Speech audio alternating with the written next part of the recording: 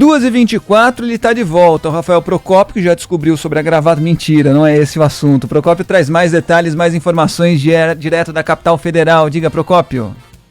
Não descobri sobre a gravata, mas a apuração já está em curso. Ótimo. Viu? Já a gente tem a informação sobre isso. Mas agora, pessoal, vamos falar sobre um relatório envolvendo o Tribunal de Contas da União. As mulheres continuam enfrentando uma série de desigualdades e violências em diversos âmbitos do nosso país, mesmo sendo a maioria da população.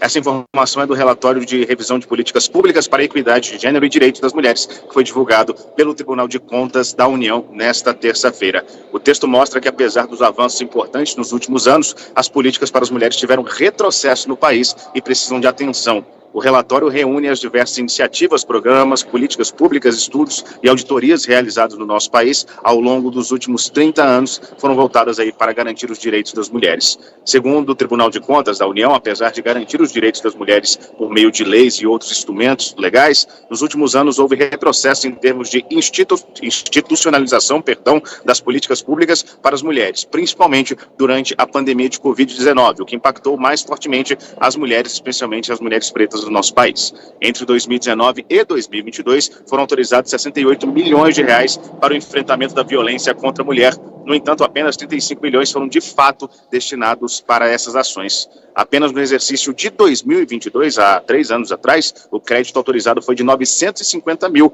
mas não houve nenhuma indicação do uso dos recursos. O fato é que essa falta de políticas impacta também a garantia de direitos. Isso tudo está nesse relatório do TCU que a gente teve acesso nesta terça-feira. Em relação à violência, no primeiro semestre de 2022, 699 mulheres foram vítimas de feminicídio, o que representa uma média de 4 mulheres mortas por dia no nosso país. Este número é 10,8% maior que o total de mortes registradas no primeiro semestre de 2019. Como a gente está percebendo, esse é um relatório de um triênio que analisou o ano de 2019, analisou 2022 e teremos também, daqui a uns 3 anos também, as questões envolvendo o ano de 2025. Por fim, nesse relatório, o TCU considera que a criação do Ministério das Mulheres sinaliza a maior prioridade à agenda das mulheres no âmbito do governo federal. Essas são algumas das considerações desse relatório, pessoal. Volto com vocês.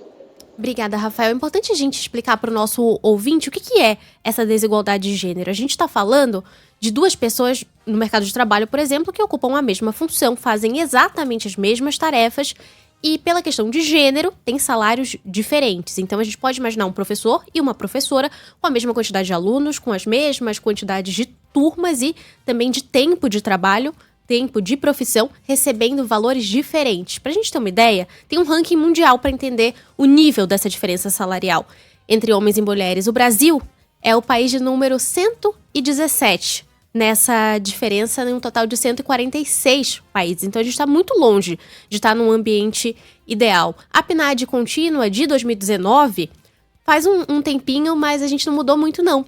Mostra que as mulheres recebem hoje cerca de 77% da renda dos homens. Então, se um homem ganha 10 mil reais, essa mulher fazendo o mesmo trabalho vai receber 7.700 reais exatamente para fazer as mesmas funções, somente porque ela é mulher.